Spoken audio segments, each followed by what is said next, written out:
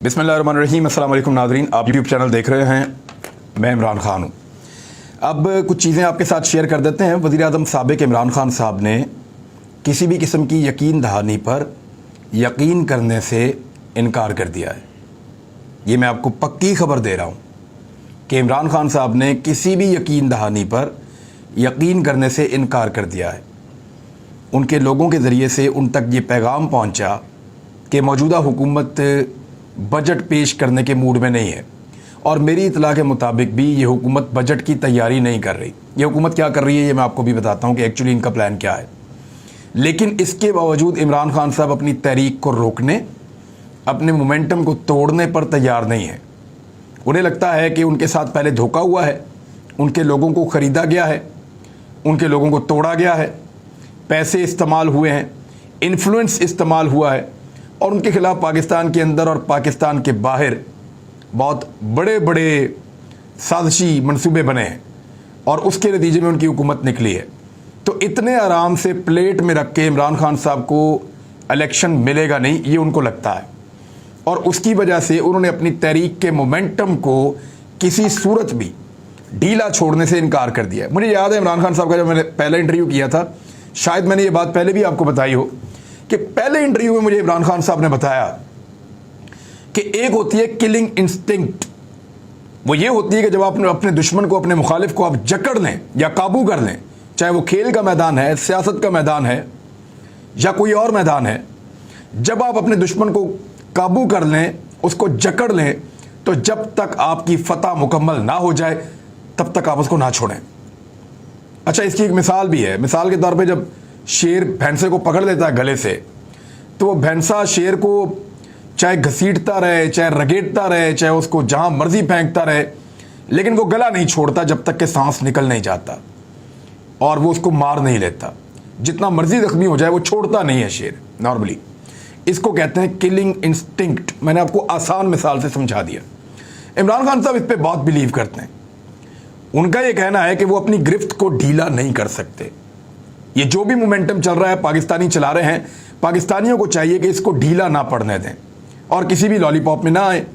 हालांकि इस वक्त उनको ये बड़ा वाज़ेह पैगाम इमरान खान साहब तक ये मैसेज पहुंचा है कि अक्टूबर में इलेक्शन हो जाएगा, और बहुत मुमकिन है अक्टूबर से पहले भी इलेक्शन हो जाए, सितंबर के आखिर में भी हो जाए।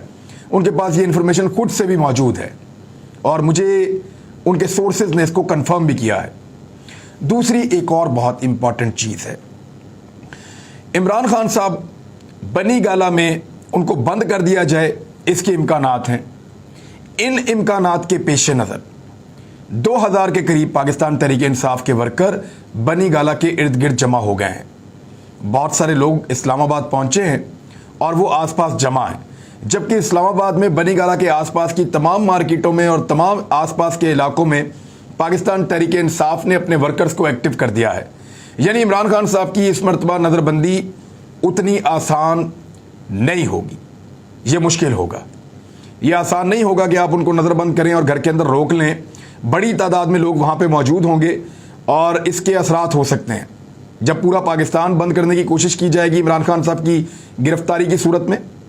और ये मुमकिन है, क्योंकि देखें, इम्पोर्टेड हुकूमत कभी कहती है कि हम ये बोझ उठाना चाहते हैं, कभी कहती है कि हम ये बोझ नहीं उठाना चाहते। वो एक ऐसी कन्फ्यूजन भी पैदा कर रहे हैं। लेकिन मेरी इंफॉर्मेशन के मुताबिक अगर इम्पोर्टेड हुकूमत को ये यकीन ना हुआ कि अगला बजट यही पेश करेंगे, या इनकी हुकूमत कम अज़ कम 2022 के आखिर तक चलेगी, तो ये कभी भी ये वाला बजट भी पेश नहीं करना चाहेंगे। और वैसे भी इस वक्त ये बजट की तैयारी नहीं कर रहे, ये तैयारी किसी और चीज़ की कर रहे हैं। मैंने जो पिछले वीलॉग में आपको बताया कि बहुत मुमकिन है कि अगले 15-16 दिनों के अंदर ये हुकूमत ख़त्म हो जाए और तहलील कर दी जाए, लेकिन उसका अनाउंस अभी नहीं किया जाएगा। अनाउंस ना करने की एक वजह है, क्योंकि अगर अनाउंस कर दिया तो उसके बाद पार्लियामेंट में इनकी डाली जाने वाली हर कार्रवाई को शक की नज़र से देखा जाएगा कि आप तो मनसूबा बना चुके थे कि आपने हुकूमत ख़त्म करनी है, तो हुकूमत ख़त्म करते करते आपने किया क्या? आपने सिर्फ ये किया कि आपने इलेक्टोरल रिफॉर्म्स की, आपने सिर्फ ये किया कि आपने नैब के पर काटे, आपने सिर्फ ये किया कि आपने कमज़ोर किया इदारों को। तो अब ये बड़ी अहम तरीन चीज़ है, इस पर सुप्रीम कोर्ट ऑफ पाकिस्तान ने नोटिस भी लिया है कि तहकीकात जो चल रही हैं اس کے اوپر اثر انداز ہونے کی کوشش کی خبریں جو ہیں ان پہ سپریم کورٹ نے نوٹس لیا، وہ میں آپ کو بعد میں بتاتا ہوں. لیکن یہ امپورٹڈ حکومت کبھی بھی اناؤنس نہیں کرے گی کہ یہ لوگ جا رہے ہیں اسمبلیاں تحلیل کرنے، اور آخری دن تک یہ اناؤنس نہیں کرے گی. یہ اناؤنس تبھی کریں گے جب ان کو یہ کرنا ہوگا فوری طور پہ. لیکن اس سے پہلے بہت تیزی سے، بہت رفتار کے ساتھ یہ الیکٹورل ریفارمز کرنے جا رہے ہیں. یعنی اوورسیز پاکستانیوں کے ووٹ کا حق ختم کر دیں گے، یہ الیکٹرانک ووٹنگ مشین کا قانون ختم کر دیں گے، یہ الیکشنز کو اور اس کے قوانین کو اپنے لیے آسان بنائیں گے. یہ کام ان کو فوری طور پہ کر دیں تاکہ یہ الیکشن میں چلے جائیں اور الیکشن میں سازگار ماحول اپنے لیے بنا لیں، کیونکہ ابھی تو حالات بہت مشکل ہیں. چیف الیکشن کمشنر کو تبدیل نہیں کیا جا سکتا. چیف الیکشن کمشنر جب خود استعفیٰ دے دے، یہی ایک صورت باقی ہے. دوسری صورت یہ ہے کہ اس کے خلاف ریفرنس بھیجا جائے سپریم کورٹ آف پاکستان میں، اور وہ ایک بہت بڑی کارروائی ہوگی، بڑا لمبا چوڑا کام ہوگا، تو وہ ممکن دکھائی نہیں دیتا. تو یا تو خود ہی استعفیٰ دے چیف الیکشن کمشنر، اور ان کا موڈ تو نہیں نظر آ رہا. تو اگر ان کو کہا جائے طاقتور حلقوں کی جانب سے، کیونکہ آپ کے اوپر کنسنسس نہیں ہے، ایک بہتر آدمی جو ہے یا ایسا آدمی جس پہ ساری پولیٹیکل پارٹیز خصوصاً پاکستان تحریک انصاف، کیونکہ سڑکوں پہ وہی ہے، تو پاکستان تحریک انصاف خصوصاً اس کا اعتبار ہو، تو ایسا آدمی چیف الیکشن کمشنر بنے، تو اس کے لیے ان کو استعفیٰ دینے پر مجبور کیا جا سکتا ہے یا انہیں کہا جا سکتا ہے، اور وہ والنٹرلی خود بھی استعفیٰ دے سکتے ہیں. ایسے بہت سارے استعفے لوگ ماضی میں دیتے رہے ہیں. ابھی ماضی قریب میں بھی لوگوں نے اسی طرح کے استعفے دیے ہیں. تو یہ ہے اس وقت تک کی سٹوری کہ عمران خان صاحب تیاری کر رہے ہیں، اور اپنی کلنگ انسٹنکٹ کے ذریعے، یہ ایک ٹرمنالوجی ہے، اس کو کسی کو مارنا یا قتل کرنا مت سمجھیے گا. اس کو یہ کہتے ہیں کہ آپ کسی بھی میدان میں ہیں، جب تک آپ مکمل حاوی ہو کے کامیابی حاصل نہ کر لیں، اپنی گرفت آپ نے کمزور نہیں کرنی اور ڈھیلا نہیں چھوڑنا. یہ ہے. تو عمران خان صاحب بالکل اس کے لیے تیار نہیں ہیں.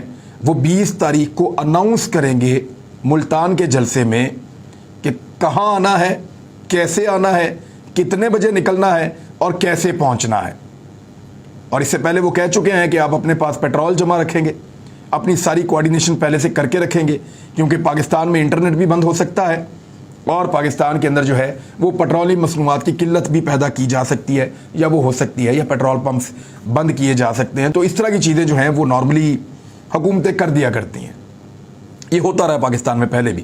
تو انہی چیزوں کے بارے میں عمران خان صاحب وقت سے پہلے بتا رہے ہیں. اب گرفتاری کے پیش نظر 2000 افراد مبینہ طور پہ، اور یہ اسد کھنل نے خبر بریک کی ہے کہ بنی گالہ کے ارد گرد ان کو جمع کیا گیا ہے. دوسری جانب بلاول بھٹو زرداری نے امریکہ کا دورہ وہ کر رہے ہیں. وہاں پہ وہ امریکی ہم منصب کے ساتھ انہوں نے مذاکرات کیے ہیں، اور بعد میں جو بریفنگ ہوئی اس میں ایک مایوس کن چیز یہ ہے کہ امریکہ کی جانب سے صاف یہ کہا گیا مشترکہ بریفنگ کے اندر کہ پاکستان نے اور امریکہ نے یوکرین کے اوپر روسی جارحیت پہ بات کی ہے، اور روس کے جارحانہ اقدامات قرار دیا گیا، یعنی ون سائیڈڈ کر دیا اس کو. پاکستان نے کہا تھا کہ روس اور یوکرین کی لڑائی میں پاکستان اپنے آپ کو نیوٹرل رکھنا چاہتا ہے. اب اس میں اور پاکستان کی خارجہ پالیسی کو یہ سوٹ اس لیے کرتا تھا کہ رشیا سستا پیٹرول اور سستی گندم پاکستان کو وعدہ کر چکا تھا. لیکن اب بلاول بھٹو زرداری صاحب نے نیم رضامندی ظاہر کی ہے، وہاں مسکراتے رہے، اور امریکنز نے یہ اناؤنس کیا ہے. اب آ جائیں ایک عمران خان صاحب نے جو گجرانوالہ کا جلسہ کیا، اس کے مناظر اگر آپ دیکھیں تو جتنے لوگ جلسہ گاہ کے اندر موجود تھے، یہ بہت بڑا سٹیڈیم ہے، اس میں پراپر طریقے سے بیٹھنے کی گنجائش، جو سٹیئرز والا ایریا ہے سٹینڈز کا، وہاں بیٹھنے کی گنجائش پراپر طریقے سے 20,000 سے زائد ہے. لیکن اگر وہاں پہ جس طرح لوگ کھڑے ہوئے تھے اور ساتھ جڑ کر کھڑے ہوئے تھے، تو اس میں اندازہ لگایا جا رہا ہے کہ لگ بھگ 25 سے 30,000 لوگ سٹینڈز میں موجود تھے، اور اتنے ہی لوگ گراؤنڈ کے اندر موجود تھے، اور اتنے ہی لوگ جو ہیں وہ گراؤنڈ سے باہر بھی موجود تھے، یعنی سٹیڈیم کے باہر بھی ایک بہت بڑا رش تھا. تو یہ گجرانوالہ کی تاریخ کا بلا شبہ سب سے بڑا جلسہ کہا جائے گا. پاکستان تحریک انصاف نے ایک بہت درمیانہ سے جلسہ پہلے یہاں پہ کیا تھا، اور جو دوسرا جلسہ کیا تھا وہ بھی کوئی بہت بڑا نہیں تھا. تو پاکستان تحریک انصاف گجرانوالہ سے ہار گئی تھی الیکشن. اس مرتبہ اس جلسے کو دیکھنے کے بعد گجرانوالہ کے جن صحافیوں سے میری بات ہوئی یا جن لوگوں سے بات ہوئی، ان کا یہ کہنا ہے کہ یہ جلسہ بتا رہا ہے کہ گجرانوالہ میں اب پاکستان تحریک انصاف سیٹیں جیتنے کی پوزیشن میں آ چکی ہے، اور ان کے امیدوار بہت زیادہ ہیں. اگر یہ صحیح طریقے سے ٹکٹ دیں گے تو پاکستان تحریک انصاف سیٹیں جیت سکتی ہے. پچھلی مرتبہ آپ کو پتا ہے کہ علیم خان صاحب اور جہانگیر ترین صاحب ان دونوں نے کچھ ٹکٹوں کے معاملات اس طریقے سے کیے تھے جس پہ بعد میں عمران خان صاحب کو بھی اعتراض ہوا تھا, اور ٹکٹوں کی غلط تقسیم کی وجہ سے سینٹرل پنجاب میں خاص طور پہ گجرانوالہ سیالکوٹ اور نارووال آس پاس کے ریجن میں پاکستان تحریک انصاف کو نقصان ہوا تھا. 40 کے قریب ٹکٹیں یہ بتاتے ہیں کہ وہ صحیح تقسیم نہیں ہوئی اور صحیح لوگوں کو وہ ٹکٹ نہیں دیے گئے. اس میں M P as M N as دونوں طرح کے لوگ شامل تھے. جلسہ بہت بڑا تھا. عمران خان صاحب کا خطاب اسی طرح کا تھا جیسے وہ کر رہے تھے. نئی چیز ہوتی تو میں ضرور رپورٹ کرتا, لیکن نئی چیز ایک اور ہے. عمران خان صاحب نے پہلے وکلا کنونشن سے خطاب کیا ہے. میں بھی وہاں گیا تھا اور میں وکلا کی دعوت کے اوپر گیا تھا. وکلا نے مجھے دعوت دی اور مجھے کچھ جو وکیل دوست ہیں ان کا ٹیلی فون آیا اور انہوں نے کہا جی آپ کو ہمارے پروگرام میں ضرور آنا چاہیے اور ہمارے پروگرام میں شرکت کرنی چاہیے. ہم مختلف بارز کے وکلا اکٹھے ہو رہے ہیں اور ایک بڑی تعداد میں ہوں گے. ہم چاہتے ہیں کہ آپ ہمارے ساتھ بات بھی کریں, جو بات اپنے وی لاگ میں آپ بتاتے ہیں وہ آپ ہمارے ساتھ وہاں پہ آ کے شیئر کریں. میں جب گیا تو میں نے بہت بڑی تعداد میں, ہزاروں کی تعداد میں وکلا کو باہر دیکھا. یہ باہر کی آپ مناظر آپ دیکھ لیں, ہزاروں کی تعداد میں نے وکلا کو باہر دیکھا, بہت بڑی تعداد میں. تو مجھے لگا اندر شاید خالی ہوگا, لیکن جب میں اندر گیا تو اس سے زیادہ تعداد میں نے اس ہال میں بطور رپورٹر بہت کوریج کی ہے. میں نے اس ہال میں, یعنی نواز شریف صاحب نے بے شمار یہاں پہ سیمینارز کیے ہیں, شہباز شریف صاحب نے کیے ہیں, عمران خان صاحب نے کیے ہیں, لیکن یہ ہال آج تک اس طرح نہیں بھرا جس طرح یہ آج بھر گیا ہے. یعنی سٹیج کے سامنے والا کھلا علاقہ, کرسیاں, جتنی کرسیوں پہ لوگ بیٹھے تھے اس سے زیادہ ان کے ساتھ کھڑے ہوئے تھے پیچھے بھر بھر کے. اوپر جو دو سائڈوں پہ کور ایریاز ہیں وہ پورے بھرے ہوئے تھے. یعنی اتنی بڑی تعداد میں وکلا کو میں نے کبھی بھی اکٹھے ہوتے ہوئے نہیں دیکھا. بہت بڑی تعداد تھی. اور یعنی وکلا تحریک میں نے اتنا زور دیکھا تھا اس میں, یہ میں نے بات وکلا سے بھی کی, 2009 کے بعد پہلی بار میں نے وکلا کو اتنے زور کے اندر دیکھا اور ایسے جوش کے اندر دیکھا اور اتنی بڑی تعداد میں پارٹیسپیٹ کرتے ہوئے دیکھا. جتنے وکلا باہر موجود تھے, اگر اس ہال کو آپ دگنا کر دیتے تو تب وہ اندر سما سکتے تھے. اتنی بڑی تعداد میں وہاں پہ یہ کامیابی ہے پاکستان تحریک انصاف کی, کیونکہ وکلا جب کسی تحریک کو جوائن کر لیتے ہیں تو یہ نارملی پولیس سے بھی نہیں ڈرتے, یہ قانونی ہتھ کنڈے جو ان کے خلاف استعمال کیے جاتے ہیں ان سے بھی نہیں ڈرتے, اور کیونکہ انہوں نے روزانہ عدالتوں میں جانا ہوتا ہے تو ضمانتیں کروانا, باقی چیزیں کروانا وہ ان کے لیے آسان ہوتا ہے. تو یہ ریاستی طاقت کے استعمال کے خلاف بھی ڈٹ جاتے ہیں, ڈرتے نہیں ہیں. وکلا نے بہت دفعہ یہ چیز ثابت کی ہے. یہ سب سے سخت جان پروٹیسٹ کرنے والے لوگ وکلا ہوتے ہیں پاکستان جیسے ملک کے اندر, اور پاکستان میں انہوں نے ثابت کیا ہے. یعنی سابق ڈکٹیٹر پرویز مشرف صاحب کو انہوں نے ناک میں دم کر دیا تھا اور انہوں نے سارے ہتھ کنڈے کیے, کئی دفعہ ٹارچر کیا, کئی دفعہ حملہ کیا, کئی دفعہ بندے اٹھائے, لیکن وکیل قابو نہیں آئے. اب یہ وکیل, اور خاص طور پہ میں نے ایک اور چیز دیکھی کہ ان میں نوجوان وکلا کی تعداد بہت بڑی تھی, بہت بڑی تھی. گو کہ مجھے لگا کہ یہاں پہ سیکورٹی کے انتظامات بہت کمزور تھے, لیکن اس کے باوجود عمران خان صاحب گئے, انہوں نے وکلا کے ساتھ مختصر بات کی اور بعد میں ان کا شکریہ بھی ادا کیا جس طریقے سے وکلا نے ساتھ دیا ہے. تو اب یہ تحریک زیادہ خطرناک ہوتی جا رہی ہے, یہ تحریک زیادہ بڑی ہوتی چلی جا رہی ہے. اس کے اندر مختلف علماء اکرام شامل ہو رہے ہیں, مختلف مذہبی شخصیات اس کے اندر شامل ہو رہی ہیں, کیونکہ عمران خان صاحب نے اسلاموفوبیا کے لیے, ناموس رسالت صلی اللہ علیہ وآلہ وسلم کے لیے بہت کام کیا ہے. ساتھ ہی ساتھ وکلا شامل ہو رہے ہیں کیونکہ وہ بھی یہ سمجھتے ہیں کہ رجیم چینج آپریشن جو ہے وہ ایک غلط چیز تھی, امپورٹڈ حکومت وہ بھی تسلیم نہیں کر رہے. سوشل میڈیا ایکٹیوسٹ بہت بڑی تعداد میں شامل ہو چکے ہیں, خواتین اور بچے بہت بڑی تعداد میں شامل ہو چکے ہیں, نوجوانوں کی تعداد گنتی میں نہیں آ رہی, اور بزرگ خواتین, بزرگ حضرات, یہ سب لوگ آپ کو اس جلسے کے اندر, عمران خان صاحب کی گیدرنگز کے اندر نظر آتے ہیں. جتنی خواتین آج گجرانوالہ میں نکلی ہیں, جو انڈیپینڈنٹ سورسز ہیں وہ یہ بتاتے ہیں کہ کسی بھی جلسے جلوس میں گجرانوالہ میں اتنی بڑی تعداد میں خواتین اس سے پہلے نہیں نکلی. اب آج ایک دو خبریں اور ہیں میرے پاس. خبر پہلے یہ تھی کہ وزیر اعظم شہباز شریف نے جو کیسز کی پیروی کر رہے ہیں ان کے خلاف, وہاں جو نیب کی پروسیکیوشن ٹیم ہے ان کو بھی دھمکیاں ملی ہیں اور مختلف آفیسرز کی ٹرانسفر پوسٹنگ رپورٹ ہو رہی ہیں. ایک آفیسر کا انتقال ہو چکا ہے, ایک آفیسر ہسپتال میں پڑا ہوا ہے, اور اپنا انفلوئنس استعمال کیا جا رہا ہے نیب اور ایف آئی اے کو ان کے پر کاٹنے کے لیے. عمران خان صاحب اس کے اوپر بہت سارے بیانات دے چکے ہیں اور وہ یہ بھی کہہ چکے ہیں کہ اس کے اوپر نوٹس لیا جانا چاہیے. اب ایک ہمارے سینئر صحافی ہیں اور یہ زیادہ تر قانون کے معاملات یا کورٹ کی رپورٹنگ کرتے ہیں, محمد اشفاق صاحب بڑے اچھے دوست بھی ہیں میرے، انہوں نے کہا کہ نون لیگ کی حکومت کی جانب سے نیب کے قوانین میں ممکنہ تبدیلی پر چیف جسٹس پاکستان کا از خود نوٹس کل دوپہر 1:30 پر لارجر بینچ سماعت کرے گا۔ اب یہ بڑا سیریس ایشو ہے، لارجر بینچ اس کے اوپر بن گیا ہے، تو شہباز شریف صاحب جو کرنا چاہ رہے تھے اب نہیں کر پائیں گے۔ ایک اور چیز جو ہے وہ پاکستان تحریک انصاف اس کو بہت زیادہ پورٹرے کر رہی ہے، اس کے اوپر بہت زیادہ شور مچا رہی ہے۔ عمران خان صاحب نے بھی اس پہ ٹویٹ کیا ہے۔ عمران خان صاحب یہ کہہ رہے ہیں کہ when US based regime change conspiracy removed Pakistan Tehreek Insaf government, we were headed for a close to 6% growth rate۔ انہوں نے کہا جی ہم پاکستان کی جو ترقی ہے، جو شرح نمو ہے، یا اس کو اب جی ڈی پی کہیں، اس کو ہم 6% کے قریب لے گئے تھے جب امریکی سازش کے تحت ہماری حکومت کو ختم کیا گیا۔ اور اب یہ جو حکومت آئی ہے، ان کا صرف اور صرف مقصد یہ تھا کہ یہ NRO2 حاصل کر لیں، اور میں اپنی ٹیم کو شاباش دیتا ہوں کہ انہوں نے زبردست کام کیا تھا۔ اب آپ یہ ذرا فگرز بھی دیکھ لیں، پاکستان کی تاریخ میں سب سے زیادہ گروتھ والی حکومت کون سی ہے؟ جو نون لیگ کا چوتھا سال تھا اور نون لیگ کا تیسرا سال تھا، اس کا موازنہ کیا جا رہا ہے تحریک انصاف کے تیسرے سال اور تحریک انصاف کے چوتھے سال کے ساتھ۔ میں ڈیٹا آپ کے سامنے رکھ دیتا ہوں۔